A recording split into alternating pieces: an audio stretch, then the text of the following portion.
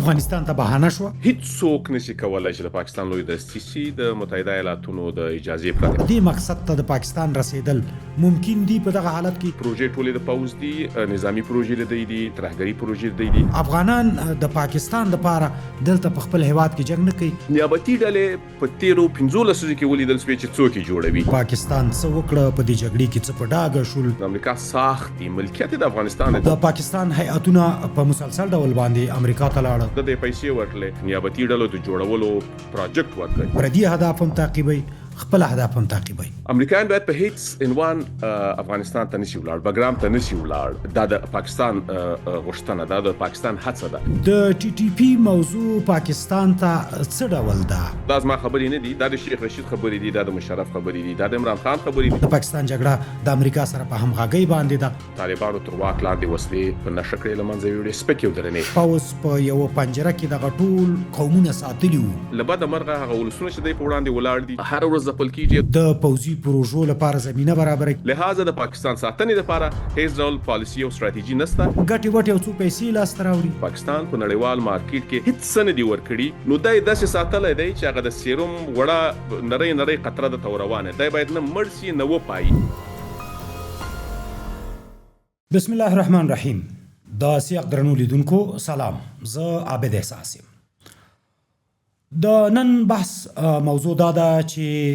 پاکستان په افغانستان کې د جګړې له لارې کوم هدفونه تعقیبوي. پاکستان د څه ترلاسه کولو په لټه کې دی. هغه موضوعات چې د هغې نه په رسنیو کې یادونه کیږي، په هغې یو باندې بحث کوو. آیا پاکستان په افغانستان کې امریکایي اهداف غواړي؟ د بګرام ترلاسه کول غواړي؟ په افغانستان کې د امریکایي وسلو او تاسیساتو د منځه وړل غواړي؟ آیا پاکستان د ډیورن لاین په موضوع باندې فوکس لري؟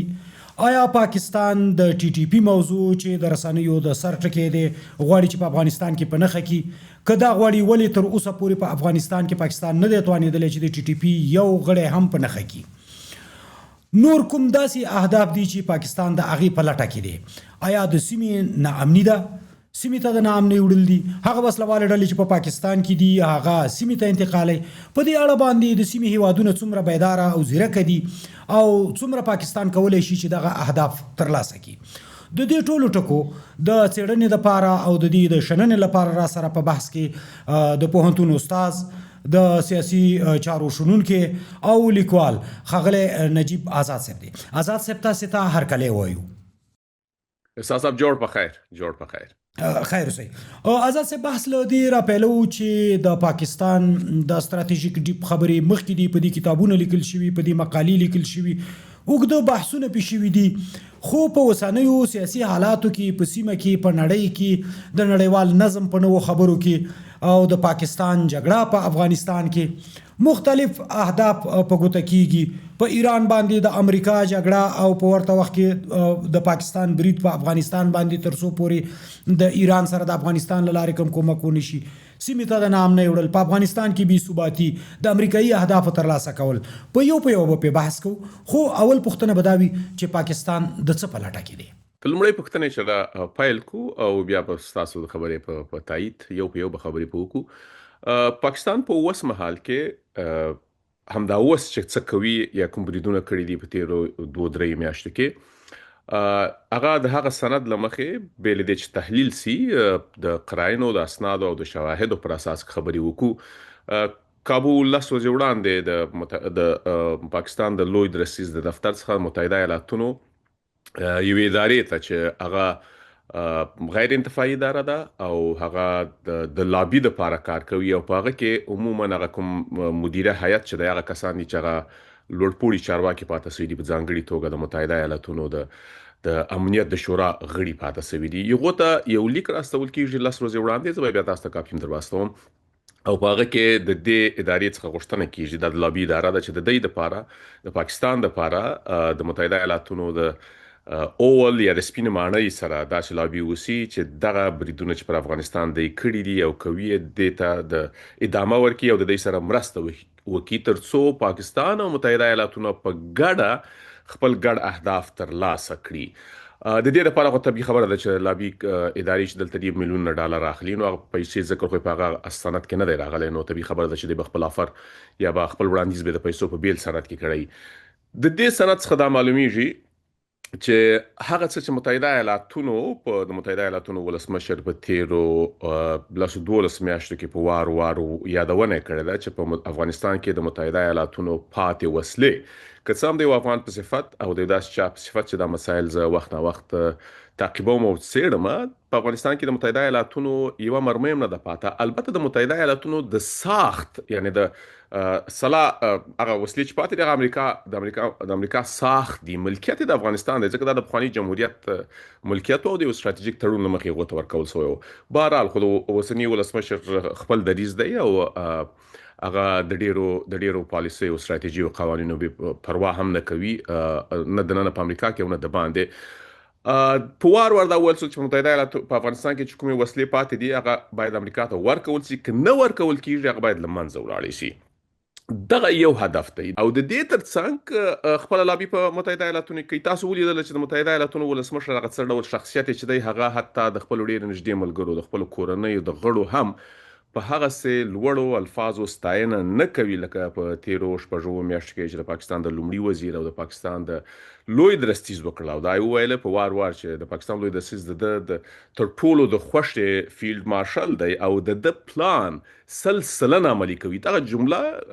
د سیاسي شنونکو د پاره یا د چا د پاره چې په جیوپالیټکس باندې کار کوي یا څېړنه کوي یا مطالعه کوي ډیره مهمه ده چې د پلان د پاکستان لوی درستیز یعنی د امریکا د متحده ایالاتونو د ولسمشر پلان سلسله عملي کوي نو دغه مختصر جواب دی بیا کولای شو چې په ډیټیل یا په مفصل ډول خبرې پوښتنه پاره د پاکستان هیئتونه په مسلسل ډول باندې امریکا ته لاړ په سپینه ماڼۍ کې دوی د ولسمشر ډونالد ټرمپ ملمانه شولو چې په هغه کې په خاص ډول باندې د پاکستان لوی درستیز و بغیر د دینه ولسمشر ټرمپ د وسلو د موضوع نه د باګرام موضوع بار یاد کړی دا هغه اهداف چې پاکستان ته ورکول شوی دي ستاسو په نظر باندې ک دغه تحلیل کوي څه دي او پاکستان کولای شي چې دغه امریکایي اهداف ترلاسه کړي په داسې حال کې چې امریکا د خپل نیمګړي پریخي وي یا امریکا خپل هغه مخکینه تګلارې چې وايي هغه چې دلته غوښته هغه نیوي بشپړ کړي هغه پریخي وي او پاکستان په دې باندې کامیابی یا پاکستانو کولای شي چې هغه اهداف ورته ترلاسه کړي دوه موضوعات آیا پاکستان دا کار کولای شي او امریکا کوم یا ولسمشر ډونالد ټرمپ په مشخص ډول باندې کومي غوښتنې دي چې د پاکستان د لوی درستیز نه کړی دي او د هغې لپاره په افغانستان کې جګړه روانه ده ګورې د متحده ایالاتونو بهرنۍ پالیسي ته وګورو وخت نه وخت په 180 درجه کې تغییر پکې راغلی دی یعنی ډېری خلک د چې په دې باور دي ډېری شنونکي په دې باور دي چې متحده ایالاتونو بهرنۍ پالیسي د کلونو کار پکې بیا هم هغه عملي کیږي لکه که واقعیتونو ته ځمکني واقعیتونو ته وکتل سي په 40 ساعتو او 48 ساعتونو کې هم تصامیم نیول شوی دی او د متحده ایالاتونو د لوړپوړو چارواکو د خلی خبره ده یعنی دا اوس تازه ونی یا دوی ونی وړاندې د متحده ایالاتونو د ترهګرۍ په وړاندې د مبارزې د ادارې مشر تر ټولو مهمه اداره ده په دغه نړیوالو جګړو کې حتی په ایران باندې په برید کې هم د تر ټولو یو ګام مخ کې و دغه ځواک د هغې ادارې مشر جوزف کینټ استعفا ورکړه او هغه دا وویل چې دا د غلطې محاسبې له مخې دی پر ایران برید کړی دی او دا تصمیم ناڅاپي تصمیم و او په عجله کې نیول شوی تصمیم دی یعنی اوږدې پالیسۍ یا اوږدمهاله پالیسۍ ځینې وخت په سپینه ماڼۍ کې په ډېره عجله کې نیول شوي دي د افغانستان څخه د دوی وتل د متحده ایالاتونو د ځواکونو وتل او په بشپړه توګه وتل او بیرته بیا د افغانستان ته د تګ نیت ښودل د خپل د دې ښکارندویي کوي چې د اوږدمهاله او کره او کانکریټي پالیسۍ له مخې دا تصامیم نه دي نیول شوي د متحده ایالاتونو اوسنی ولسمشر حتی ولسمشرۍ ته کوم مهال چې کاندید و د خپل کمپاینونو پر مهال هم دا خبره کوله چې د افغانستان څخه د ځواکونه بې پلانه بې شرطه راووتله او کله چې ولسمشر سو هم دا خبره کوي او هر واري چې په نړیوال مسایلو کې خبره راغله یا جګړې د سولې خبره راغله د خامخا د افغانستان یادونه کړې ده او د امریکا پخوانی اداره په دې تورنه کړې او ناکامه بللې ده یعنی زه دا ویل غواړم چې په افغانستان کې متحده ایالاتونه اوس هم لیوالتیا لري چې په افغانستان کې اوسي راځم د پښتنې دومره برخه ته چې آیا هغه اهداف لومړی دا چې د متحده ایالاتونو اهداف څه دي، او دویم دا چې آیا پاکستان به وتواني چې د متحده ایالاتونو اهداف متحده ایالاتونو ته ورسوي، یا په دې مشترکو ګټو کې یا تر ډیره بریده پورې هغه چې د متحده ایالاتونو په سیمه کې د جیو پالیټکس اهداف دي هغه به وتواني چې د پاکستان پر مټ ترلاسه کړي. په سپینه ماڼۍ کې یوه مقوله ډیره مشهوره ده چې د اکثره دا وایي چې we know they're bad guys، موږ په دې پوهیږو چې دا بد خلک دي، لیکن زموږ ګټې دا ایجابوي چې دوی سره کار وکړو. د پاکستان په هکله باندې په وار دا خبره سوې ده. متحده ایالاتونو ولسمشر په خپله لومړي دوره کې ښاغلي ټرمپ د 2018 کال په پای کې د 2019 کال که د 2018 په پای کې 2018 د نوي کال په پیغام کې په ټویټ باندې ولیکل چې پاکستان یو چلبازه، یو دوه مخی هیواد دی، زموږ څخه 12 میلیارډ ډالر واخیستل، اما هیڅ یې ونه کړله. اما همغه ډونالډ ټرمپ دی نن د پاکستان د سیاسي او نظامی مشرانو ستاینه کوي. یعنی دا په دې معنا چې دوی خبر دي چې دا خلک ښه همکاران نه دي، لیکن په سیمه کې یوازینی خلک همدغه دي چې هغه انګریزي اصطلاح دی دلته د دلالت اصطلاح ورته کاروي، چې دوی د کارو لپاره هلته دلالت کوي یا دلالي کوي په سیمه کې، نو هغه پاکستان دی. اوس چې پاکستان به څومره تواني چې د اهداف ترلاسه کړي، لومړی تاسو د بګرام یادونه وکړه، تر تحلیل اخوا د معلوماتو پر بنسټ باندې شخصا چې زما سرچینو ماته 6 میاشتې وړاندې ویلي وه، په بګرام کې متحده ایالاتونو خورا ډیر لیوالتیا درلوده، اوس هم لري. د بګرام جوړښت په جغرافیایي لحاظ یا هغه د موقعیت په جغرافیایي لحاظ هغه د نظامی او سیاسي برخې تکراسو په تیرو 500 کلونو کې ډیر مهم موقعیت لرلی دی. هغه د شوروي اتحاد وو همدلته وو، هغه بیا امریکایان هلته 20 کال امریکایان د ناټو سره وو. بګرام ډیره مهمه سیمه وه او نن هم مهمه سیمه ده په جغرافیایي لحاظ د موقعیت هغه د جیو پالیټکس له مخې، نو په دې کې د لیوالتیا لري. 6 میاشتې وړاندې هغه معلومات چې ماته راکول سوي وه او هغه معلومات چې اوس هم زه د هغه سرچینو څخه ترلاسه کوم، د متحده ایالاتونو وبخښئ لوړپوړی هیات د بندیانو د خوشي کولو په نوم باندې په وار افغانستان ته سفر کړی دی. د کابل میشتو طالب چارواکو سره په وار لیدلي دي او په ټولو مهمه موضوع د بګرام سره یاده کړې ده، حتی تر دې بریده پورې چې په یو مرکه کې فکر کوم د طلوع رسنۍ سره خلیلزاد وکړله او په هغه کې دا وویل چې د بګرام ممکن واخلي، خو د خپل سفارت د ساتنې لپاره ممکن ځینې عساکر ولري. یعنې په ډیپلوماټیک لحن کې خو ډېری وخت خبرې واضح نه کیږي. هغه و چې پر ایران د برید په هدف د متحده ایالاتونو هغه ځانګړی ځواک چې د ترهګرۍ په وړاندې جنګیږي او هغه په افغانستان کې په 20 کلن ماموریت کې په ننګرهار او په کونړ کې وو، او پر اسامه د نیولو یا د وژلو په برید کې هم د دوی رهبري او مدیریت شامله وه. هغه له امریکا څخه 6 میاشتې وړاندې ولاړی میډل ایست یا منځني ختیځ ته، او د هغه نه وروسته د هدف دا و چې کابل ته به ځي. هغه درې خبرې وي چې یو به دغه ځواک ځي، دویم دا چې پر ایران به برید کیږي، او دریم دا چې دی به بګرام ته ځي. بګرام ته تر اوسه نه ولاړله، اما هغه دوې خبرې چې ماته سوي او ما 6 میاشتې وړاندې کړې بیا هغه رښتیا سوې. دا هغه مهال و چې ټول شنونکي په دې باور، حتی زه هم په دې باور یم چې ممکن امریکایان پر ایران برید ونه کړي په اوسني وضعیت کې، لیکن یو خو ستاسو شننه ده، ستاسو تحلیل دی، بل ستاسو معلومات دي، سرچینې دي. هغه دوې خبرې سمې سوې، هماغه ځواک ولاړی چې دغه ځواکونو مشر کابو 2 اونۍ وړاندې استعفا ورکړه، جوزف کینټ، او پر ایران برید وکړي. دا چې بګرام ته ولې ونه توانېدله، نور معلومات داسې دي چې هغه کابل میشتي طالب چارواکي چې د متحده ایالاتونو سره دا خبره منلې وه یا یقینات یې ورته ورکول سوی و، هغه په آخري دقایقو کې په کندهار کې طالبانو د مشر د خوا له دې پریکړې څخه وګرځول سوله او د دې مخالفت وسو. اوس د تحلیل برخه یې دا ده چې دې کې ګټه چا وکړله. دا خو معلومات و، یعنی دا خو فیکټس و، تحلیل نه و. تحلیل اوس دا دی، زه په دې باور یم چې دا د پاکستان په خوښه دا کار سوی دی. پاکستان هیڅ کله نه غواړي، البته ډېری شنونکي په دې باور دي دا چې خپل باورونه دي، تحلیلونه دي، د خپل څېړنو د معلوماتو پر بنسټ باندې دوستان خپل تحلیل وړاندې کوي. زما د معلوماتو پر بنسټ باندې، زما د تحلیل او د شننې پر بنسټ باندې، څېړنو پر بنسټ باندې پاکستان هیڅ کله نه غواړي چې امریکایان په بګرام کې واوسي. یعنې دغه کار دی د بګرام دپاره نه کوي، بلکې دا کار دی د بګرام د مخالفت دپاره کوي. که چیرې امریکایان بګرام ته ځي، دا ځل د دوی تګ داسې نه و لکه 20 کاله وړاندې چې هغه کار اصطلاح وکارول سي. ځینې د یرغل اصطلاح ورته کاروي، ځینې د اشغال اصطلاح ورته کاروي، ځینې د ستراتیژیک همکاریو اصطلاح کاروي، ځینې د ترهګرۍ په وړاندې د جګړې اصطلاح، مبارزې اصطلاح کاروي، ځینې د القاعدې د ځپلو دپاره، ځینې د 11 سپټمبر د غچ اخیستلو اصطلاح کاروي. بهرحال هغه 20 کلن موجودیت د متحده ایالاتونو و دغه موجودیت سره به کاملا متفاوت وای دغه هغه اسنادونو پر بنسټ باندې چې توافق سوی و دغه موجودیت به د یو ستراتیژیک همکاري وای لکه د چې په کویت کې دي لکه د چې په عربستان کې دي لکه د چې په عربي اماراتو کې دي لکه د چې په قطر کې دي د اډانه ترکیه کې دي د یو څه موده په بشکیک کې و د په جاپان کې دي د په المان او په اسپانیا کې دي دغه څه به دی و چې دغه دوه طرفه ګټې به وي ام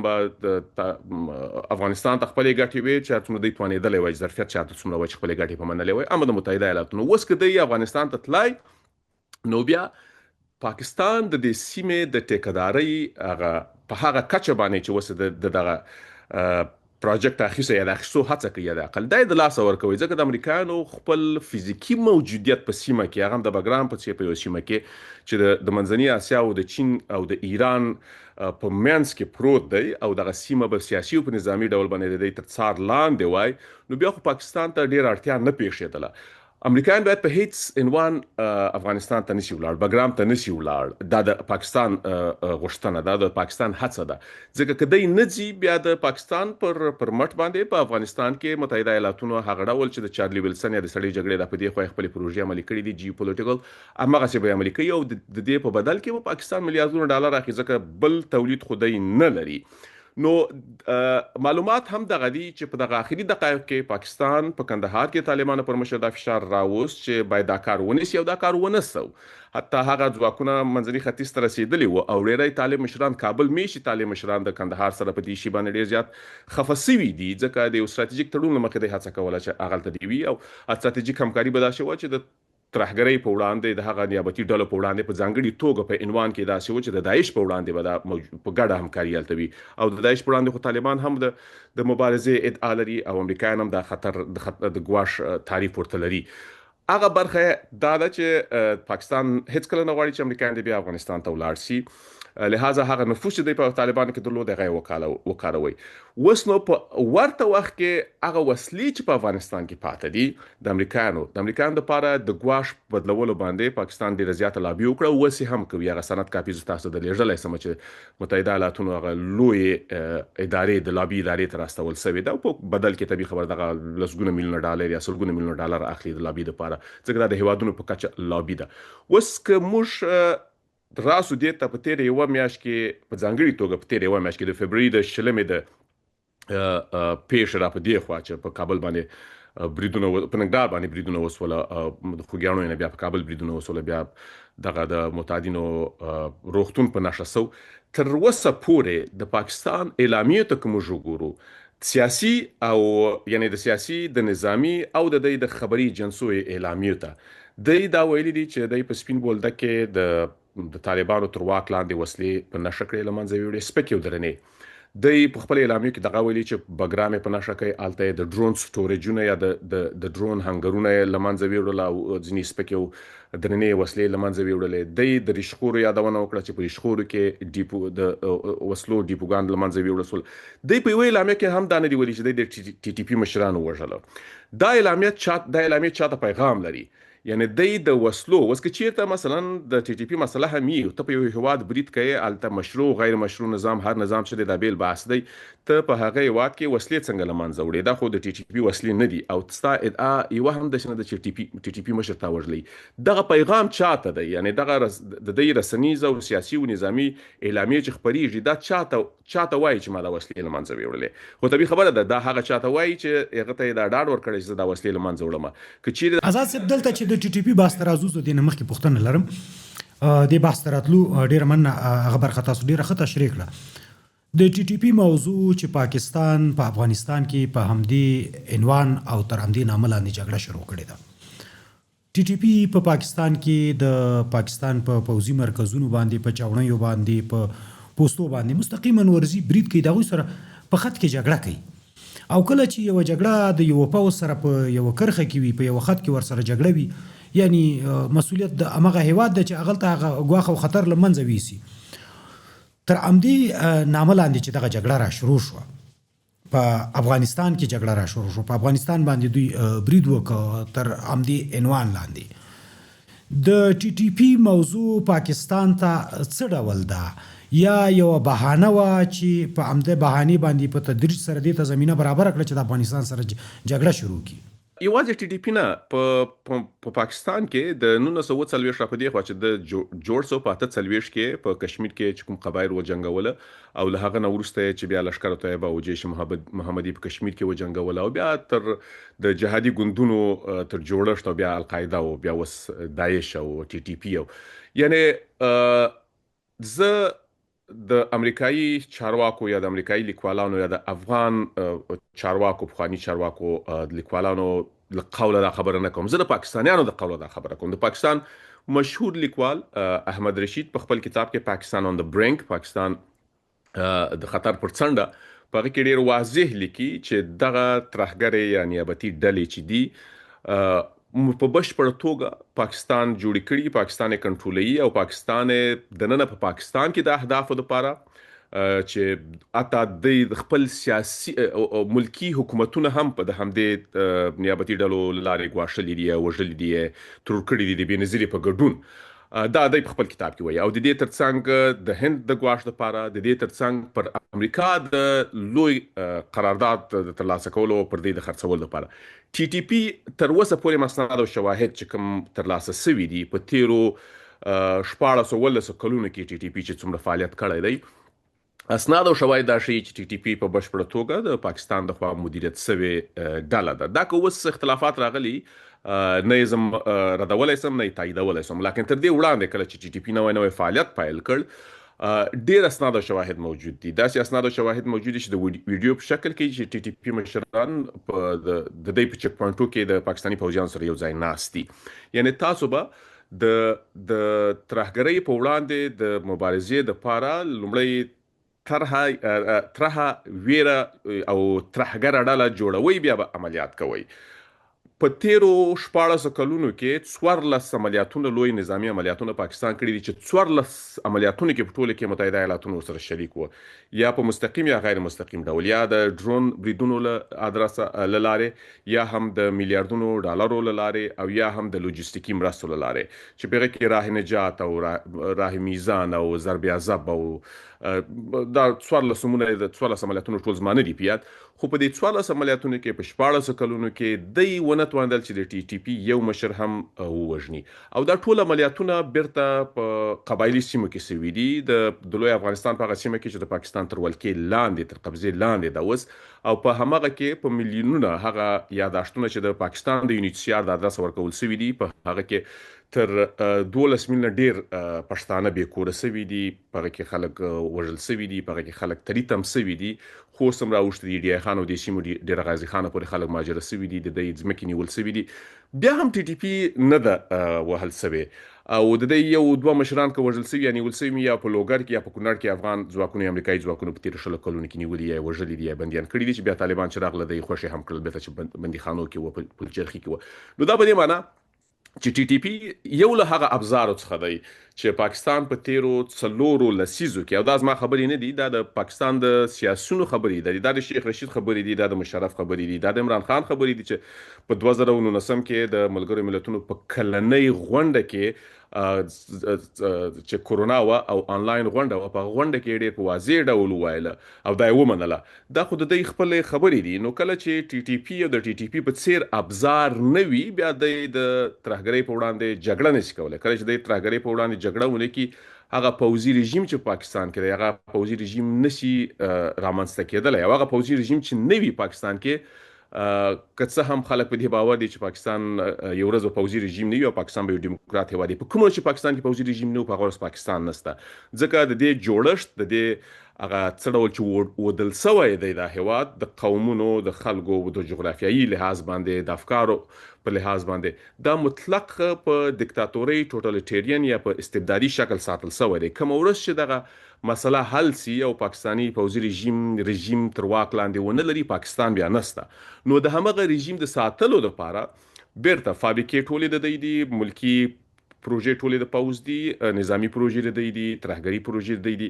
او په سیمه کې د دې پرته د بل څه ظرفیت او اهلیت په دې کې نه لیدل کیږي. لہذا ټي ټي پی د دې ابزار او دی، او دا چې اوس که اختلافات راغلي، نه تاییدولی سم نه ردولی سم، خو د پخواني اسنادو پر بنسټ باندې زه په ډاډ ویلی سم چې ټي ټي پی مدیریت سوې پروژه ده. افغانستان ته بهانه شوه طبي خبره ده افغانستان ته د نن 4 لسیزې وړاندې ځینې کسان افراد د ټیټه صفوفو خبرې ځکه نه کوو چې ټیټه صفوف کې خلک د یو ایډیالوژي د یو ارمان له مخې هم جګړه کوي هم سوله کوي. هغه که طالبانو په ټیټه صفوف کې دي او هغه که په جهادي ګوندونو په ټیټه صفوف کې وو، اما په رهبري کې همغه جهادي ګوندونه یو وخت چې د پاکستان له ادرسه د افغانستان د دولتونو په وړاندې د افغانستان د خلکو د خاورې په وړاندې جنګېدل، همدغسې د ټي ټي پي په شکل یوه بهانه وه. د که څه هم ټیټ صفوف په دې باور و چې د جهاد کوي او د دې باور هم سم و، اما رهبري خو یې په راولپنډۍ کې ناسته وه او دمغه رهبري یوه بهانه وه چې په افغانستان باندې پاکستان بریدونه مستقیم او غیر مستقیم کوله. د هغه نه وروسته کله چې هغه جهادي ګوندونه له منځه ځي، کورنۍ جګړه پیلېږي، طالبان راځي، طالبان نه وروسته بیا جمهوریت راځي، جمهوریت وروسته بیا طالبان راځي. تر اوسه پورې چې پاکستان جګړه وکړه، د جګړې دغه د درېیمه میاشت روانه ده، تر اوسه پورې کوم اهداف په نښه شو؟ پاکستان څه وکړه په دې جګړې کې؟ څه په ډاګه شول او د جګړې څخه هغه واقعیتونه او تحلیل څه ګورئ؟ په جګړه کې تر اوسه پورې څه شوي دي؟ آیا ټي ټي پي چې پاکستان ویل چې موږ په نښه کوو، آیا د ټي ټي پي مشران په نښه شو، د ټي ټي پي غړي په نښه شو، د ټي ټي پي جنګیالي په نښه شول، او که په افغانستان کې نور داسې هدفونه په نښه شول چې هغه په ډاګه کوي چې پاکستان د ټي ټي پي پر ضد جګړه نه کوي بلکې نور اهداف تعقیبوي، پردي اهداف هم تعقیبوي، خپل اهداف هم تعقیبوي؟ ګورئ، دواړه برخې ګټې پاکستان ترلاسه کړي دي. یو دا چې هغه د زبرځواکي هیواد متحده ایالاتونو ملاتړ یې ترلاسه کړی تر اوسمهاله پورې، او د په نړیوال سټیج باندې هم د متحده ایالاتونو ولسمشر دی وستایله، او هم د دې لومړي وزیر په ډېره سپین سترګي او غیر ډیپلوماټیکه لهجه او لحن باندې د متحده ایالاتونو د ولسمشر ستاینه وکړه او ورته وویل چې زه تاته سلامي کوم او د نړۍ تر ټولو غوره او بااستعداده او هوښیار کس ته یې. بله برخه یې دا ده چې افغانستان په بشپړ توګه د یو داسې جغرافیې په حیث باندې لا ډېر معرفي سو چې هلته ترهګرې ډلې دي. دا په دې معنا معرفي په دې معنا چې نړۍ ورسره تایید کړه. نړۍ تایید په دې معنا چې په افغانستان کې تاسو دومره ستر بریدونه کوئ او اسناد او شواهد، زه خو ډېر لرې یم، تاسو خو د عمل ته یاست، او د ستاسو د ادرس او د نورو دوستانو د نړیوالو ادارو له ادرس، د یونما د ادرس سلګونه کسان په یو برید کې خپل ژوند د لاسه ورکوي، او ټول ملکي کسان دي، که هغه د متعدینو روغتون وي، که هغه نورې سیمې وي. اما نړۍ هیڅ څه هم ونه ویله. د اروپایي ټولنې یوه اعلامیه خپره کړه، یونما یوه اعلامیه خپره کړه، په هغې کې هم تر ډېره برید همدغه ویلي و چې دا شمېر 142 شهیدان دي، خو دا پیښه یې تایید کړه چې دا پیښه سوې ده. یوازې د مړو په شمېر کې اختلاف هغه ممکن نه یي موندل سوي جسدونه، لکن نور نړۍ خو خاموشه وه. هند تر یو بریده پورې دا برید وغندی، او د هند غندل خو هم همدغسې دي لکه په تېرو 4-15 لسیزو کې چې کړي دي. کله چې نور نړۍ په بشپړ توګه خاموشه ده، دا په دې معنا چې پاکستان تر یو بریده پورې افغانستان د ترهګریز ډګر په حیث باندې معرفي کړی دی. کله چې معرفي کړی دی، نو طبیعي خبره ده چې ترهګرۍ په وړاندې نړۍ ته پیښېدونکي ګواښونه یا د خطرونو مخه باید ونیول سي. نو مخه یې څوک نیسي؟ نړۍ که له دې ځایه بیا ځي او په هغه شکل ځي لکه د نن نه چې 25 کاله 26 کاله وړاندې تللې وه، نو هغه نړۍ په خپله وایي چې ما شاوخوا 15 ټریلیونه ډالر، یعنی 15,000 میلیارده ډالر مصرف کړله، زرګونه اساکر مو له منځه ولاړله، اما نتیجه یې ورنه کړله. نو بیا خو موږ نه ځو، نړۍ خو به همدغه وایي. نو بیا چې موږ نه ځو، هلته باید یو څوک وي، یو قراردادي باید هلته وي چې دغه ګواښ نړۍ ته یا متحده ایالاتونو یا د ائتلافیانو ته پیښېدلی چې د هغه مخه ونیول سي. هغه مخه په پیسو نیول کېږي، په امکاناتو، د پیسې امکانات به یو قراردادي ته ورکول کېږي. حد اقل هڅه همدغه ده. تر اوسه پورې په دې لابي، په دې کمپاین کې پاکستان حد اقل بریالی ځکه ښکاري چې پر افغانستان باندې، پر افغانانو باندې روان ظلم نه غندل کېږي په نړیوال سټیج باندې. ملګري ملتونه په دې هکله باندې څه نه کوي. متحده ایالاتونه بالکل خاموشه دي، اروپایي هیوادونه په مطلق ډول خاموشه دي. د افغانستان د اوسني رژیم ځینې ملګري چې یو راکړه ورکړه سره لري، مسکو او بیجینګ، هغه خاموشه دي. نو دا په دې معنا عربي هیوادونه خاموشه دي. حتی قطر یوازې دا هڅه کوي چې تر یو بریده پورې دغه جګړه له منځه ولاړ شي. نو چې په افغانستان کې څومره ظلمونه سوي دي، څومره ملکي وګړي یوازې د روژې په میاشت کې وژل سوي دي، د هغو په هکله باندې هیچ چا هېڅ ونه ویله. دا یوه برخه چې پاکستان هڅه کوي چې او داسې فکر کوي چې دی په دې یعنی واضح شوه چې د پاکستان جګړه د همغه خلکو دپاره ده چې اوس خاموشه دي، یا د پاکستان جګړه د امریکا سره په همغږۍ باندې ده، یا د امریکایي اهدافو دپاره ده واضح ده ستاسې خبرې نه معلومیږي یعنی او تاسو چې کوم هغه دلایل مو ورته وړاندې کړه چې عربي هیوادونه خاموش دي د سیمې هیوادونه خاموش دي امریکا په دې خاموش ده اروپا خاموشه ده حتی هغه سازمانونه چې د بشریت دپاره کار کوي هغه هم خاموشه دي دغه ټوله خاموشي څه په ډاګه کوي بلې و دا ډېره واضح ده د امریکا مسله خو ډېره واضح ده ګورئ د پاکستان یو له هغه پخواني نظامي چارواکو څخه چې هغه د افغانستان د قضیې تر ټولو مهم لوبغاړی بلل سوی دی او تاریخ یې شاید دی حمید ګل د هغې یوه مرکه ده اوس هم د جیو ټلویزیون پر یوټیوب باندې پرته ده چې هغه ډېر په واضح ډول وایي هغه دا ادعا لري چې حتی دی پیشنهاد سوی و چې د پاکستان لوی درستي سي لاکن هیڅوک نشي کولی چې د پاکستان لوی درستي سي د متحده ایالاتونو د اجازې پرته یا د واشنګټن د اجازې پرته هیڅوک نشي کولی چې د پاکستان لومړی وزیر سي او که لومړی وزیر کیږي بیرته که له دندې ګوښه کیږي بندي کیږي هم د واشنګټن په خوښه به کیږي او درېیمه خبره دا ده چې پاکستان هیڅ ډول نظامي عملیات لوی نظامي عملیات پاکستان کې هم د متحده ایالاتونو د همغږۍ او د اجازې پرته نشي کولی یعنی په پاکستان کې د هدف دغه دی چې هغه قبایلي سیمې چې دي که څه هم په تاریخي لحاظ د ملکیت خو د افغانستان دی خو اوس خو د پاکستان تر ولکې لاندې دی یعنی په وزیرستانونو کې هم دی د امریکې د اجازې پرته عملیات نشي کولی چې په وزیرستانونو کې نشي کولی نو بیا پر کابل دی څنګه د امریکا د اجازې پرته بمبار کوي بیا پر بګرام یا پر ریشخورو یا پر سپین بولدک هغه درنو او لویو وسلو باندې څنګه د برید کوي چې هغه امریکا د خپل ملکیت ادعا لري نو د امریکایي وسلې د جرأت څنګه پیدا کړي نو دا په دې معنی چې امریکایي وسلې د منځه وړل یا په افغانستان باندې برید کول یا په هغه باګرام باندې برید کول چې امریکا د تګ پلان لري او غوښتنې لري هغه د امریکا د اجازې پرته وشي دا خو امکان نه لري نو طبیعي خبره ده چې دا دغه هیوادونو په ځانګړي توګه د متحده ایالاتونو خوښه ده اوس چې د متحده ایالاتونو خوښه ده موږ دا ولیدل چې مثلا په ایران باندې د متحده ایالاتونو برید یا مثلا د وینزویلا ولسمشر لاس تړلی له وینزویلا څخه راوستل یا د ګرینلینډ مسله ګرینلینډ جزیره ترلاسه کول نړۍ هیڅ ډول هغه عکس العمل چې لازمه ده نه دی ښوولی نړۍ اوس هم امریکا ته یو ډول لاس مات نړۍ ده نړۍ په دې خبره ده چې امریکا یو زبرځواکه هیواد دی په مسایلو کې د رول مهم دی نو په دومره لویو مسلو کې چې نړۍ د امریکا په مسایلو کې د په وړاندې نه ده درېدلې نو په دې مسله کې هم نه درېږي په دې مسله کې چې نه درېدلې په طبیعي خبره ده چې د امریکا پر خوا ولاړ دي د امریکا په خوا چې ولاړ دي نو پاکستان د امریکا په خوښه باندې ځینې کارونه چې کوي دي هغه نه غندل کېږي نو په ټوله کې دغه ټول دلایل چې یا دغه د انګریزانو په شله هغه ډاډ دا ټکي چې سره وپیل سي سره وودل سي د دې ښکارندویي کوي چې پاکستان په سیمه کې د امریکا د اجازې پرته داسې نشي کولی په دې کې دا جرأت نشته چې داسې څه وکړي او د ځان د ګټې دپاره خو طبیعي خبره ده چې هم پروژې اخیستل دي هم یو بې ثباته بې سواده بې تمدنه بې فرهنګه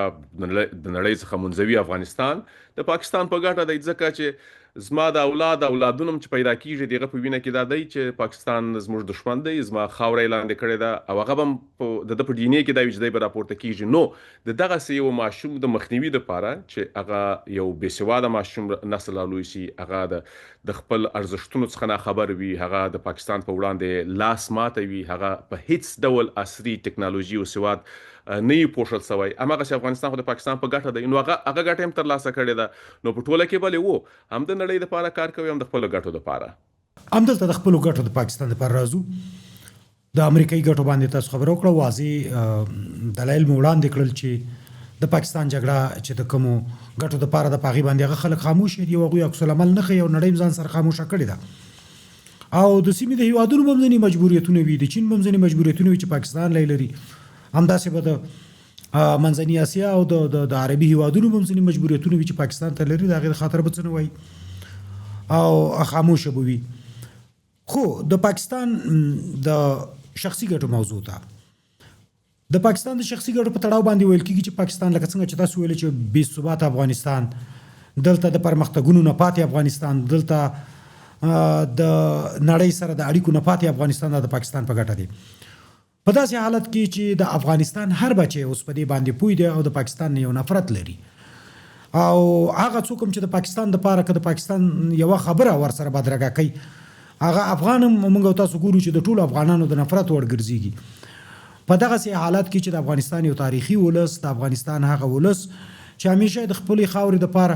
داسې قربانۍ ورکړي دي چې نورو ملتونو کمې ورکړي دي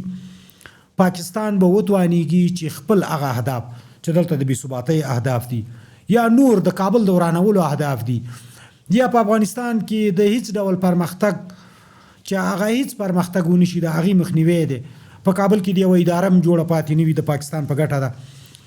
دې اهدافو ته دې مقصد ته د پاکستان رسیدل ممکن دي په دغه حالت کې چې د افغانستان وګړي ښځې او نر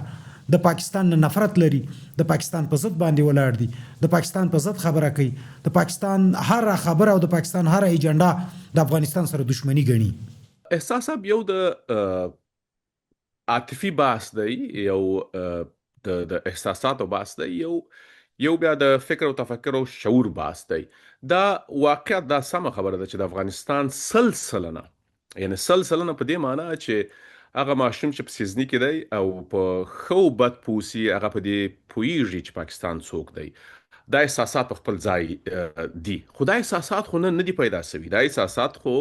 د سردار داود خان نه مهاله نیولې یوازې په فیصدي کې به فرق وي فیصدي کې به ځکه فرق وي چې هلته دغه اسانتیاوې نه وي چې نن سته زه په متحده ایالاتونو کې ناست یم تاسو په کابل کې ناست یاست همدا اوس زه و تاسو په ژوندۍ بڼه سره وصل یو دغه امکانات نه وو یعنی ټولنیز رسنۍ نه وي یا په ټوله کې نور امکانات نه وو چې ولسونه دي یوازې افغانان نه د نړۍ ټول ولسونه دي له هر مسلې په څو ثانیو کې باخبره واوسي افکار دې ډېر ژر تبادله سي نو ممکن فیصدي به کم و د پاکستان په وړاندې د فکر یا هغه د نفرت اوس یا فیصدي لوړه سوې ده په ولس کې خو دا کیسه خو اوسنۍ نه ده په تیرو څلورو لسیزو کې 15 لسیزو کې د پاکستان په وړاندې د افغانستان د خلکو احساسات په همدغه کچه باندې و لا به تر دې زیات و کم به نه و خو بلې خواته په تیرو څلورو 15 لسیزو کې افغانستان تر اوسني وضعیته نسبتا باثباته نسبتا منظم او قوي دولتونه لرل هغه ونه توانېدله چې د پاکستان په وړاندې هغه ډول چې لازم دي د افغانستان ګټې خوندي او پاکستان ته تاوان ورسوي یعنی په دې کې خو هیڅ شک نشته چې د سردار ځای شاه بیا سردار داود خان او بیا د هغه نه وروسته د کمیونیزم کوم رژیم چې و هغه د نور محمد ترکی واکمنۍ کې و که حفیظ الله امین په واکمنۍ کې و که همدارنګه د کارمل او ډاکټر نجیب په واکمنۍ کې و او بیا بیرته تر مجاهدینو بیا راځو طالبانو بیا جمهوریت ته نو دغه جمهوریت شل کلن او د ډاکټر صاحب نجیب تر اخري ورځې پورې هغه نظامونه خو تر اوسني نظامونه ډیر منظم و ډیر قوي و ډیر زیات امکانات لرله هغه لا ونه توانېدله نو په اوسني وضعیت کې به پاکستان وتوانېږي چې سره د دې چې د تاسو ویل چې هر افغان په دې خبر دی د پاکستان څخه نفرت لري احساسات او عاطفي بحث خو بیل دی لیکن دا هم یو واقعیت دی چې د همدغه هر اصطلاح چې موږ ورته کاروو د همدغه پنجابي یو شل کلنه 22 کلنه پیغله به په لاهور کې ناسته وي یوه میرمنه یوه نجلۍ په لاهور کې ناسته وي په یوه بټن باندې به ستا 400 کسان په کابل کې دروژني د مخنیوي دپاره ته څه لرې هیڅ څه نه لري یعنی اوس موجوده خو هیڅ نه لري د نن نه 10 کاله وروسته دپاره ته څه لري هیڅ نه د نن نه 10 کاله وروسته به یوازې تر اوسني وضعیته دعاوې ډېرې سي یعنی کله چې بحث تر دې بریده پورې چې په ما د راکټونه اچول کېږي په ما د بمبارۍ کېږي بس زه خپل ایمان ټینګ وساتم د ایمان بحث د وحدانیت بحث د خدای سره د بنده د راکړې ورکړې بحث مطلقاً جدا بحث دی او د ټکنالوژۍ له لارې د خپل ناموس د خپل نوامیسو د خپلې کورنۍ د خپلې جغرافیې د خپلو ارزښتونو د خپلو ګټو ساتنه بیل بحث دی په لاهور کې ناسته یوه شل کلنه نجلۍ یو 22 کلنه نجلۍ چې نه به په ایمان خبرې نه به په دین خبرې نه په اسلام خبرې د همدغه تخنیک او ټکنالوژي له لارې به په یوه بټن باندې ستا بلډینګونه ستا سړکونه ستا ارزښتونه ستا انسانان ستا تمدن ستا فرهنګ هر څه له منځه وړي هغه موږ عملا وینو نو د ولس چې هر څومره د پاکستان په وړاندې نفرت زیات سي په نفرت باندې خو نه کېږي تاسو به هغه د انګریزانو په اصطلاح باندې یا د رومي په اصطلاح د مولانا بلخي په اصطلاح باندې چې ډیر زیات غږ به نه اوچتوئ چغې به نه وهئ افکار به اوچتوئ حوصلې به اوچتوئ او کار به کوئ د پاکستان په اهدافو کې د سیمې په نامنه کولو کې د پاکستان هغه ګټې چې پاکستان یې ترلاسه کولی شي په واضح باندې ویل کېږي چې د افغانستان نامني او د افغانستان نه د سیمې نامني او د دې لپاره پاکستان جګړه کوي که پاکستان د دې لپاره جګړه کوي پاکستان په دغه کې کومې ګټې لټوي یا څه غواړي لاسته یې راوړي دوه هیوادونه په 2 پرلپسې کلونو کې جوړ کړل سول دا یوازیني هیوادونه دي په نړۍ کې چې هغه هغه هیوادونه نه و د فکر د قومیت د دین پر اساس باندې نه دي جوړ نه و معنی هیوادونه په ټول نړۍ کې له پخوا و قومونه وشدل بیا یو شکل واخیستی په 1940 کې د پاکستان رامنځته کېدل او په 1948 کې په دبل کال کې د اسرایل رامنځته کېدل په سیمه کې د اسرایل د جوړښت زر ستاسو راځي پښتون تر ازمه خو د اسرایل یادونه ځکه کومه چې دا د یوې پروژې برخه و ملګری ملتونه انګلستان ته وظیفه ورکوي لیکلي وظیفه ملګری ملتونه انګلستان ته لیکي چې د اسرایل لپاره تاسو باید یو ځانګړی هیواد جوړ کړئ او د دې مسولیت تاسو دی او هغه په منځني ختیځ کې هیواد ورته جوړوي دا چې څنګه ورځي دا خوږ باس دی او څنګه دا هیواد بیا تشکیلي جوړیږي همدغه کیسه په جنوبي اسیا کې اړتیا ده د نړۍ یو لویه برخه همدغه د چې وخت په ایرویجا ورته ویل اروپا او اسیا یو هیواد یو برازم وو نړۍ ټول همدغه خواته ده دلته خو یو متحده ایالاتونه دي برازیل او مکسیکو یو څو هیوادونه دي کاناډا او استرالیا په بل کونج کې پرته ده نړۍ خو هغه د چې تاسو هم دا اوس پکې ووسی دا په دوه برخو ویشل سول منځنی اسیا او منځنی ختیځ او جنوبي اسیا په دې دواړو کې باید داسې تشکیلات داسې جغرافي جوړې شي چې هغه د نړۍ د زبرځواکو په د هغه مهال د انګریزانو او د متحده ایالاتونو د دویم نړیوال جګړې په دې خو د دې ګټې همیشه مسؤونی کی په هغه سیمه کې باید تاوتریخوالی یا د دې په اصطلاح باندې کانفلیکټ یا جګړې رواني وي ترڅو په جیو پولیټیک لحاظ باندې دغه هیوادونه د غزبرځواکي خوندي وي په اقتصادي لحاظ د خوندي وي د سیمې هغه زیرمې د دې په واکي وي د تیلو نیولې تر نورو مسایلو پورې او د دې لوی حریفان چې په سیمه کې دي هغه تر غوږ او تر پزې لاندې یا تر بریتو لاندې همیشه ګواښ وي مثلا روسیا سو چین سو په منځني ختیځ کې اسرائیل دی او هغه ائتلافیان چې د متحده ایالاتونو دي په خپل ځای لکه مخالفین چې پیدا شول لکه مصر یا عراق او یا لیبیا او قذافي او داخله هغه باید وځپل سي وخت نه وخت ځپل سي دي اوس کې چې په منځني ختیځ کې په بشپړ توګه امن راځي نو بیا خو دغه هیوادونه شتمن هیوادونه دي او یو لوی تبر پروت دی تاسو د افریقایي هیوادونو مثلا نیولې تر منځني ختیځ تر هیوادونو پورې د یوې ژبې خلک د یو دین خلک د یو فکر خلک شتمن خلک او په د نفوس له لحاظ هم ډیر زیات خلک دا یو ګواښ پیښولای شي همدغه چې راځو مونږه جنوبي اسیا ته جنوبي اسیا کې چیرته الته امنیت وي الته ثبات وي چین روسیا تر یو بریده پورې ایران هندوستان وسله هغه هیوادونو څخه دی چې هغه په نړیوال مارکیټ کې په هر لحاظ باندې یو ډول سیالي کوي هغه 2 میلیارډ نفوس لري د نړۍ څلورمه برخه نفوس یوازې د دې ترڅنګ هغه د ټکنالوژي په ډګر کې تر ټولو یو ګام مخکې روان دی په اقتصادي لحاظ باندې د نړۍ سره د سیالي په ډګر ورنغتلی دی نو دا خو لوی هیوادونه دي چین روسیا هندوستان په دغه سیمو کې باید ویره په دغه سیمه کې باید حد اقل ګواښ 24 ساعته باید البته ګواښ وي او دا ګواښ د دویم نړیوال جګړې را په دی خو په مستقیم ډول هیوادونه بل ته نه پیښي ځکه ډیرای هیوادونه هغه هیوادونه چې پیاوړي هیوادونه دي دا واته هیوادونه همدغه خو نړۍ ده دغه واته هیوادونه ټول نیوکلیر بام یا اټومي وسلې لري کله چې جګړه مستقیم حالت ته ځي بیا ټول ځمکه له خطر سره مخ کیږي او وسنی کوم اټومي بمونه چې دي زه په دې برخه کې متخصص نه یم لکه کوم څه چې مال وسی تر اوسه پورې هغه د هغه اټومي بم څخه زرګونه چنده ډیر قوي دی چې په هیروشیما او جاپان په بل سیمه واچول سو تر هغه ډیر زوره ودی نو مستقیمي جګړې ته نه ځي بیا د نیابتي ډلو لارې یو بل ګټي ګواښي نیابتي ډلې په تیرو 15 لسیزو کې ولیدل سوي چې څوک جوړوي چیرته تمویلیږي او چیرته ګواښ پیښولای شي نړیوالو زبرځواکو ته دغه دا چې سیمه باید تر ګواښ لاندې روسان هم دا بس ویره لري د افغانستان څخه ویره لري تاسو وخت نه وخت د خبر پاڼې لولي چینایان خپل ویره لري هند خپل ویره لري دا نه چې مستقیم د طالب څخه لري د جغرافیې څخه لري که سبا طالب نه وي یو بل څوک پیدا شي چې هغه د روسانو د چینایانو او د هندوستانیانو ګټي وګواښي او دا ډلې چې ته جوړیږي دا په پاکستان کې یعنی په دې باندې خو بحث کول بيخي د وخت زیاده چې دا چیرته جوړیږي څوک تمویلي لہذا د پاکستان په ټوله کې چې راټول کې د پاکستان دوی ګټې دي بے ثباته کمزور افغانستان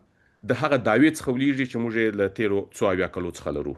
یعنی که په ما کې توان نه وي که په ما کې ثبات نه وي که په ما کې زور نه وي که په ما کې پرمختګ نه وي زما خاور زما ولس لکه تیر 28 کاله چې د تر واکمنۍ لاندې و 28 کاله نور به د تر واکمنۍ لاندې وي دا یو ګټه دومره ګټه ده چې د همدې ادرسه پاکستان د 1940 را په دی خو په ځانګړي توګه د 1920 لسیز را په دی خو پاکستان په نړیوال مارکیټ کې د تولید هیڅ نه دی لرلی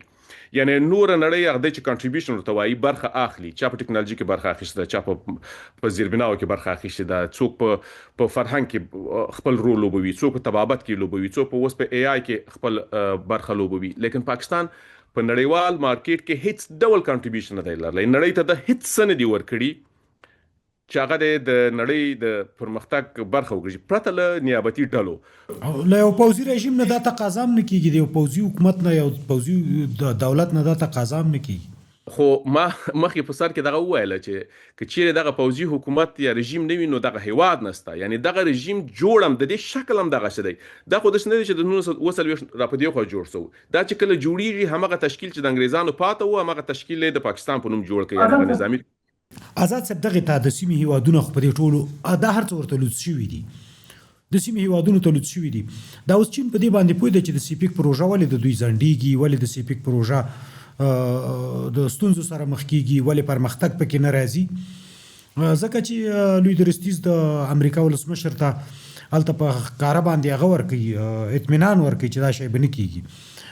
او ملکي دولت ورسره قراردادونه کوي. چین ته دا خبره لوڅه ده، د سیمې نورو هیوادونو ته لوڅه ده، همداسې روسیې ته لوڅه ده. او دغه هیوادونه ځیرکې هیوادونه دي، د هغوی سیاسي ځیرکتیا د پاکستان څو چنده ده. نو د هغوی په دغومره سیاسي ځیرکتیا کې پاکستان موخو ته رسېدی شي. زما پوښتنه دا وه چې پاکستان به هغو موخو ته چې په دې باندې دوی غواړي نظامي پروژې ترلاسه کړي، په دې باندې د نړۍ د ثبات په نوم باندې یا د وسلوالو ډلو د ځپلو په نوم باندې یا د سیمې د هیوادونو د کمزوري کولو په نوم باندې یا امریکا ته او غرب ته د هغوی د احتیاج پاتې کېدلو په نوم باندې د هغوی نه پروژې وخوري او دلته د وسلوالو ډلو په نوم باندې دوی خپل هغه سیمو ته لاسرسی ولري. خو په سیمه کې په دغه زیرکو سیاستونو او کوم پرمختګونه چې په سیمه کې روان دي دې ته په کتلو سره پاکستان کامیابېدی شي. ګورئ د نړۍ تاریخ دا وایي چې تل په نړۍ کې یو تر ټولو ډېر لوی زبرځواک اوسېدلی دی، که هغه د یونانیانو وخت وي، که هغه د رومن امپایر وخت وي، تر چنګیزیانو پورې لازو. اوس په نړۍ کې د دویم نړیوال جګړې دا په دې خوا متحده ایالتونه یو زبرځواکه هیواد دی، په هر لحاظ د هر هیواد ډېر پیاوړی دی. حتی روسیې په څېر هیواد ونه توانېدی چې هغه د خپله مسله د یوکراین سره را لنډه کړي. دا د 4 کاله پوره سوله په دغه تیر میاشت کې فبروري کې، لیکن روسیه هلته نښتې ده. همدارنګه چین د چین هغه سیاستونه چې دي په سیمه او په نړۍ کې هغه تر ډېره بریده اقتصاد محوره دي، هغه د اقتصادي جیوپالیټیک طرفدار دی، هغه لوبي کوي. نو دا هیوادونه په دې پوهیږي چې پاکستان څه کوي، خو دا هیوادونه په دې هم پوهیږي چې د دې مخنیوی د دې لپاره څومره ستونزمن دی. یعنی د دویم نړیوال جګړې د په دې خوا جاپان لومړنی او آخري هیواد و تر اوسه پورې چې هغه په مستقیم ډول راغی روسیانو ته امریکایانو ته وویل چې بلې موږ مات سولو، تاسو وګټله، زموږ امنیت به تاسو ته تامینوي او موږ ته به د کار اجازه راکوئ. موږ هیڅ ډول پوځي امکانات نه جوړو او تر اوسه یې جوړ نه کړله. چین په همدې باور دی که چیرته دی دغې لوبې ته ورداخل سي، هغه ډول چې د سیمې هیوادونه ورسره مخ دي، نو د یوې ورځې د پروجیکټ درېدل به دته میلیارډونه ډالر تاوان ورسوي. لہذا دی د پاکستان سره هغه خپل کار چې څومره دی پر مخ بولی سي هغه ورسره بیایي. هغه په دې پوهیږي چې یوې خواته دی د متحده ایالاتونو ملګری دی پاکستان، لیکن بلې خواته د هند دشمن دی او هند بیا بیرته د چین سره خپل ستونزه لري. نو په دغه برخه کې بیا چین بیا پاکستان ته بیرته ورمات دی. هغه غواړي چې د ترهګرۍ په نوم باندې، د جهاد په نوم باندې، د نیابتي ډلو په نوم باندې وخت نا وخت پاکستان په هند کې ستونزه جوړه کړي. په هند کې ستونزه جوړېدل په اتوما ډول چین ته ګټه ده. چین ته ګټه دا ده چې د په سیمه کې او په نړۍ کې د چین یو سیال کمزوري کیږي او د هندوستان او د چین د دښمنۍ خو ټوله نړۍ خبره ده، د دې مسایل خو له پیړیو روان دي. نو په دغه برخه کې که څه هم چین په دې پوه دی چې په وخت نا وخت د چین ګټې پاکستان په مستقیم او غیر مستقیم ډول د امریکا دپاره ګواښي، لیکن په ورته وخت کې پاکستان بیا بیرته د چین ګټې د هند په وړاندې مسؤلوي یا د هند ګټې د چین په وړاندې ګواښل کېدلی شي. دا ټول هغه څه دي چې یو ډول سره ودل سوي دي. دغه ټولو مسایل ته په کتو پاکستان ستاسو پوښتنې ته راځم په مختصر ډول همدومره پایېدلی شي لکه څومره پایېدلی چې دی. دا څومره چې اوس پاکستان دی دا 40 کاله مخکې هم همدومره و، 40 کاله وروسته به هم همدومره وي. دی په هغه حالت کې دی چې نه مري او نه پایي. په کوم ورځ چې د څخه دغه پروجیکټونه واخیستل سول دی به مري، او په کوم ورځ چې دته تر دې ډېر څه ورکول سول چې دته ورکول سوي دي دای به ډېر نور هیوادونو ته حتی خپل امریکا ته خطر شي. نو دای داسې ساتلی دی چې هغه د سیروم وړه نری قطره د روانه دی باید نه مړ شي نه وپایي. دی به همدغه شي روان څنګه چې روان دی. په دې کې به هم بې ثباتي یي وخت نا وخت داسې نه دی چې ټولې پیښې به په پاکستان کې چې کېږي هغه د په خوښه دي. نه، دلته خو نور لوبغاړي هم دي. دلته خو همدغه چین دی، روسیه ده، ځینې نور هیوادونه دي، هغه هم هڅه کوي وخت نا وخت. هند ډېر لوی رول لري په د پاکستان په بې امنۍ کې په مستقیم او غیر مستقیم ډول. نو دی به په همدغسې یو متزلزل حالت کې وي. خو بحث زموږ دی، یو خو سیمه ییز سیاستونه دي، یو د نړۍ سیاستونه دي چې په هغه کې موږ رول نسو لرلی له بده مرغه. د نړۍ په لویو مسایلو کې موږ ځکه رول نسو لرلی چې ډېر وړوکی هیواد یو او ډېر خوار هیواد یو. نو هغه د نړۍ او د سیمې مسایل په خپل ځای چې په هغه کې موږ رول حد اقل د راتلونکي 50 کالو کې نسو لرلی. لکن په افغانستان کې د ننه که د افغانستان مسلې ته راځو، یو د سیمې خبره ده، یو د سیمې د هیوادونو ده، د پاکستان مسله ده، د چین او د روسیې او د امریکا مسله ده، یو زما مسله ده. زه باید دومره حد اقل وکولی سم چې د پاکستان د دغه لوبې چې زما سره مستقیما ده، حد اقل که سلسله نه لاس مخه نسم نیولی، یو 50% مخنیوی وسی. یعنی یو شرکت د چې چین هم خپل استفاده وکړي، روسیه ته خپل استفاده وکړي، امریکا او برېټانیا او نور ته خپل استفاده وکړي. خو راځو د پاکستان د داخل موضوع ته راځو. آزاد صاحب، څنګه چې تاسو یو ډېر ښه مثال ورکړلو چې نړۍ هم دوی ته لکه د یو سیروم یو چکک ورکوي او دوی نه مري او نه پایي. خو په پاکستان کې د 260 میلیونه نفوس چې هغه باندې په زبردستۍ باندې د یو دولت د یو ملت نومې ښودل کېږي. موږ او تاسو ګورو چې هلته پښتانه څه غواړي، موږ او تاسو ګورو چې بلوڅو په هغه ورځ خپل قانون اعلان کړی دی، خپل منشور اعلان کړی دی، سندیان بل څه غواړي، کشمیریان بل څه غواړي، او هغوی هم دې نتیجې ته رسېدلي دي. او د پاکستان د تاریخ په اوږدو کې سیاسي ګوندونه، د دوی علما، د دوی د علماو تنظیمونه، دوی را پاڅېږي او مستقیما په پوځ باندې نیوکې کوي، د دوی سیاسي ګوندونه په پوځ باندې خبرې کوي. حتی ترهګر ورته وایي، حتی ورته وایي چې دغه څه چې په پاکستان کې دي دا ته کې ته د پاکستان حقونه تروړې، د خلکو نه، د ولسونو نه دا خوري. تر دې کچې پورې خبره رسېدلې ده. په دغه حالت کې چې پاکستان تر اوسه پورې پوځ په یو پنجره کې دغه ټول قومونه ساتلي وو او په زور ساتلي وو، یا په پالیسیو باندې ساتلي وو، یا ورسره غرب ملګری یا نور ملګري وو. په دغه اوسني اقتصادي حالت کې چې دنیا په اقتصادي مسایلو او په نظامی مسایلو باندې لګیا ده چې هغوی خپل طرفداران معلوم کی، خپل لوري معلوم کی او په نړۍ کې هغه ستراتیژیک نقاط لاسته راوړي، په دغسې حالاتو کې دغه زړه پالیسي چې پاکستان روانه کړې ده. پاکستان غواړي د داخل ستونزې د افغانستان په جګړې باندې د منځه ویسي. یو عمده خبره ده چې بحثونه پکې کېږي، لکه څنګه چې ما ته نن د پاکستان په هدفونو باندې بحث کوه، یو هدف پکې همدا یادېږي چې پاکستان غواړي د افغانستان په جګړې باندې هغه مسایل شاته کړي، لکه د بلوچستان، لکه د پښتنو، لکه د سندیانو، لکه د کشمیریانو، او 2 میلیونه پنجابیان چې دي چې هغه د پښتنو په نسبت کم دي، هغه د نورو قومونو په نسبت باندې کم دي، او هغوی هلته همیشه حاکمیت کړی دی او هغوی هر څه په لاس کې نیولي دي، هر څه د هغوی دي، هغوی د اشرافو ژوندو کې او نور دي. د تیرانه خلک د خپلو مځکو نه بارول کېږي، د خپل کور نه دي ویستل کېږي، هغه د خټو کور کې دې نه پرېښودل کېږي او انفجار ته دغه حالت جوړ دی هلته. په دغه حالت کې څنګه چې تاسو د پاکستان وویله چې پاکستان کولی شي چې په دغه حالت کې ځان وساتي 40 کاله نور هم په دغه حالت سره چې څه وخت د پاکستان ملت د تاریخ په اوږدو کې چې دغه په 88 کالو کې پاکستان را پیدا شوی دی او په څه ډول باندې روان دی. خو دغسې اختلافات په پاکستان کې نو، دغسې قومونه د پاکستان په وړاندې نه ولاړ، دغسې پاڅون بلوچانو نه و کړی، بلوچانو منشور نه و اعلان کړی. په دغسې حالت کې د هغه حالت د ورکولو دپاره د افغانستان جګړه د یو اپشن په توګه استعمالیږي. د دې سره څومره موافق است؟ بیا د پاکستان په داخل باندې بیرته بله پوښتنه هم لرم. د بلوچستانو مخالفت، د وسلوال مخالفت البته د پاکستان د پوځ په وړاندې، دا خو اوسنی نه دی، دا خو هغه د جنرال نیازي چې د بنگلادیش تر ونیوی او بنگلادیش بنګالیانو ته وسپارئ، بیا راغی خو بلوچستان ته راغی. بلوچستان کې د هغه اپاینټمنټ یا مثلا د مسؤلیت هلته وظیفه وظیفه آلته سوله د همغه وروسته وسلوال مخالفت دی په وړاندې پیل شوی دی. همدارنګه په قبایلو کې مسایل و د دې په وړاندې وس هم دي، لکن بحث د کنټرول دی له بعده مرغه. وس هم د یونیسف د راپور له مخې په پاکستان کې 60 میلیونه ماشومان له زده کړو څخه محروم دي. هغه ځکه محروم دي چې پاکستان امکانات نه دي ورته برابر کړي، یا نه ورکوي یا نه لري.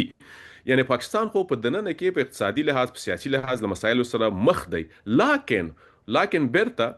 یو پوځي رژیم خو همدغه خپل کنټرول ساتي. ګورئ دغه قومونه چې د دې په وړاندې درېدلي دي، نو خدا خو همدغه مثال لري لکه فلسطینیان چې په تیرو 70 کلونو کې د اسرائیل په وړاندې درېدلي دي، خو هیڅ نه یې توانېدلي. همدغه مثال لري لکه عراق چې د فلسطین په وړاندې د اسرائیل په وړاندې وجنګېدی، مصر چې د اسرائیل په وړاندې ودرېدی، عربي هیوادونه په لومړي سر کې د اسرائیل په وړاندې ودرېدل. لیکن دومره وړوکی اسرائیل د دومره وړوکی نفوس په لرلو سره هغه توانېدلی دی چې نن په مدني ختیځ کې خپل یو بادشاهت اعلان کړی دی، مستقیم او غیر مستقیم ډول خپل بدمعاشي اعلانوي. هغه ځکه چې همغه ټکنالوژي لري، همغه امکانات لري او همغه ملاتړ چې دی لري. په پاکستان کې دننه هر څه پنجاب او دغه پوز قبضه کړی دي. دغه نور شاوخوا مظلوم ولس چې هلته پروت دی، که پښتون دی، که بلوچ دی، که سندای دی، که کشمیری دی، هغه لکه فلسطینی هلته پروت دی، هغه هېڅ امکانات نه لري. نو د دغه اوسني وضعیت چې څه رقم روان دی، دا به تر هغه وخته دغسې روان وي چې دغه قومونو ته په واقعي لحاظ باندې په اوسني عصر کې په 21مه پیړۍ کې یو څوک د ملاتړ لاس ورنه کړي، یا حد اقل د پاکستان د پوځي رژیم څخه د ملاتړ لاس وانخلي. که دا نن د پاکستان د پوځي رژیم څخه د متحده ایالاتونو لاس پورته سي، دغه شی نور نه پایي. ځکه نه پایي چې دا چې خلک راپورته کیږي د په وړاندې نه راپورته کیږي، دغه پوځ په خپله بیا نور نشي کولی چې دی وپایي. ځکه د امکانات ټول له بل ځای راځي، د ډارګین نه بل ځای، د ټول کیپیټل یا د دوی ټول هغه کوم شتمنۍ چې دغه په نور ځای کې دي. تاسو یوازینی هیواد پاکستان په ټوله نړۍ کې لرئ چې دغه هر جنرال میلیاردر دی، او د هر جنرال د تقاعد نه وروسته، ریټایرمنټ نه وروسته په غرب کې و چې د خپل میلیاردونو ډالرو سره هغه په پاکستان کې وشي نه دی، چې دغه د اوسنۍ د دې لوی د سې چې د تقاعدیږي اسمنی دی به غرب ته ځي او هغه ته خپل شتمنۍ سره وشي. یعنی د خپل لیوالتیا هم نور الته نسته، د دې شخصي کاروبارونه دی الته. کوم وخت چې د څخه د لاس لري کیږي د نه پای، خو اوس د ښکاری تر وسه پورې چې لبد مرغه هغه ولسونه چې د په وړاندې ولاړ دي چې په هر کچه باندې هغه هر ورځ ځپل کیږي، دغه په ملاتړ باندې هیڅ په نړیوال کچه باندې څوک نسته چې غږ وکړي، او همدارنګه هغه ډېر بې وسه دي، امکانات نه لري. خبره اوس ټول د امکاناتو ده، په اوسني عصر کې خبره د ټکنالوژي ده. لهذا په ټوله کې دا ویلی سو چې پروجیکټونه خو د تل دپاره نه وي. نو ممکن یوه ورځ ډېر ژر داسې ورځ راسي چې د نړیوالو پروژو لومړیتوبونه بدل سي. هغه لومړیتوبونه چې په کومه ورځ بدل سول، پاکستان پایل بیا ستونزمن دي. آزاد صاحب، په دغه نوي نړیوال نظم کې چې کومې خبرې کیږي چې هیوادونه به ساتي، چې هغه ځواک دی او ملت دی او اقتصاد دی او دغه ټول دي، خو کله چې د پاکستان سره ملت نه وي، ایا فکر کوئ چې په سیمه کې دغه لویې لوبې چې یا نړۍ د دوی نه غواړي، یا نور هیوادونه د دوی نه غواړي، او یا دوی خپله غواړي، چې کله د دوی سره ملت نه وي، د دوی سره ملت همغږی نه وي. موږ تاسو ګورو چې د هر ورځې د پاکستان د پوځ په پوستو باندې بریل کېږي. دا اوس په بلوچستان کې ویل کېږي چې د دوی پوځي چوڼۍ ټولې تشې دي، هلته د دوی پوځونه نشته دي. همداسې په پښتونخوا کې، که په باجوړ کې دي، که په نورو سیمو کې دي، که په وزیرستانونو کې دي، دوی ورځي هلته ډرونونه کوي، هلته بریدونه کوي، هلته د خپل ولس سره یوه بله جګړه روانه ده. هلته چې دوی دعوه کوي چې دا زموږ ولس دی، هلته یوه بله جګړه روانه ده. په دغومره یوه پاشلو پالیسیو کې پاکستان بیا د افغانستان سره جګړه، بیا د ایران سره مخالفت، بیا د هند سره مخالفت، یعنی داسې یو د بنګلادیش سره مخالفت، داسې ګاونډي نشته چې د دوی ورسره یو ښه سیاست وي، او بیا په کور دننه دومره ستونزې ولري. تاسو د اسرائیلو مثال ورکړو چې دواړه یو شی دي په نړۍ کې، هغه د سیمې د کنټرول دپاره جوړ شوی، یا په سیمه کې د حرکتونو دپاره جوړ شوی، دا هم جوړ شوی دی. خو د اسرائیل په داخل کې خو که هلته هغوی په یو مذهبي بنیاد راټول دي، که یا په خپل دینی بنیاد راټول دي، بیا د نړۍ ملاتړ له ځانه سره لري. خو پاکستان او هغه خو متفاوت دی، پنجاب او سندي او کشمیری او پښتون او بلوچ او پنجابي او دا ملتانی او دا او بیا په کراچۍ کې بیا مختلف قومونه. په دغه شکل سره پاکستان چې اوس دی او نړیوال نظم چې څنګه روان دی، د نړۍ غوښتنې چې څنګه روانې دي، د پرمختګ غوښتنې چې څنګه روانې دي، د سیمو او د هیوادونو د وصل خبرې چې څنګه روانې دي، په دغه حالاتو کې پاکستان یا یو لویدلی اقتصاد، یو د خپلو ګاونډیانو سره په جګړه پاکستان به څنګه وکولی شي چې د افغانستان سره جګړه اوږده کړي، د افغانستان که ناامنه کړي، افغانستان یو ضعیفه هیواد وي، د نورو هیوادونو سره به څنګه وکولی شي چې دوی نور په سیمه کې دغه خپل تاریخي رول ولوبوي. د افغانستان په مسله کې خو په مستقیم ډول د هیڅ کله نشي کولای چې دغه سي بریدونو جګړې د لارې افغانستان نامنه وساتي، بلکې په افغانستان کې هغه ستراتیژیک ډیپ چې دی ورته وایي په تیرو 15 لسیزو کې چې کارولای دی، د نفوذ بحث دی. د همیشه په افغانستان کې نفوذ لرلای دی. هغه نفوذ د دې باعث دی چې افغانستان د پاکستان لپاره هغه څه کمزوري کړی لکه څنګه چې تر اوسه پورې کمزوري ثابت شوی دی. نه په مستقیمه جګړه کې کدی سید په دې کې شک نشته چې تر موږ د نظامی قوت بډیر وي، وسلې لري، هر څه لري، لکن د هغه څه بیا دلته مصرفي هم نه د هغه څه چې د ډیره کمه بیه کیږي، نو دومره لوی مصرف دی ولې وکړي. یعنی د نفوذ بحث دی په افغانستان کې وسم دی نفوذ لري، بل شک لري د مغه نفوذ له ادرس افغانستان ضعیف دی، او د افغانستان مخالفین خو د مخکې یادونه وکړه ک قوي ک کمزوري وي ک لږ وي کړي یو برخه خلک وسم دی سره تاګ وراتګ کوي. دا یو برخه په سیمه کې د نن په پاکستان کې تاسو یادونه وکړه ک پښتانه دي، ک بلوچستان دي، ک سرایکیان دي، ک سندیان دي، ک کشمیریان دي، هغه خو به له شک چې ډیر سخت پازاب دي. خو دغه مثال خو بیرته همغه د غزې د اسرائیل د فلسطینیانو مثال دی. په غزه کې هم خلک د اسرائیل په خلاف ولاړ دي، لکن یوازې تیګي په لاس کې دي او په تیګو باندې اسرائیلي پوځونه ولي. دغه خلک چې پاکستان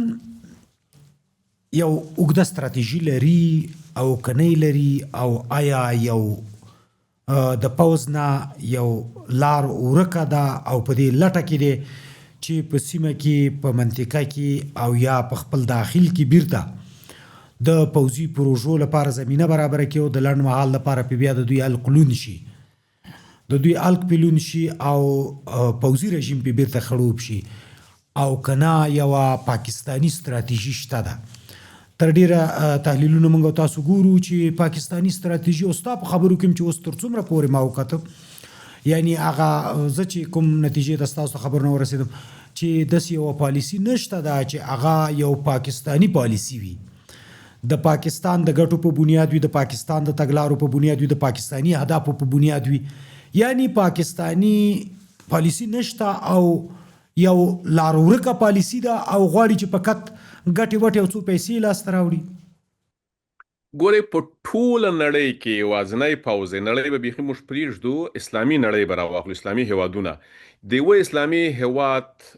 د پوځ سلوګن یا شعار جهاد، تقوا او پرهیزګاري نه ده.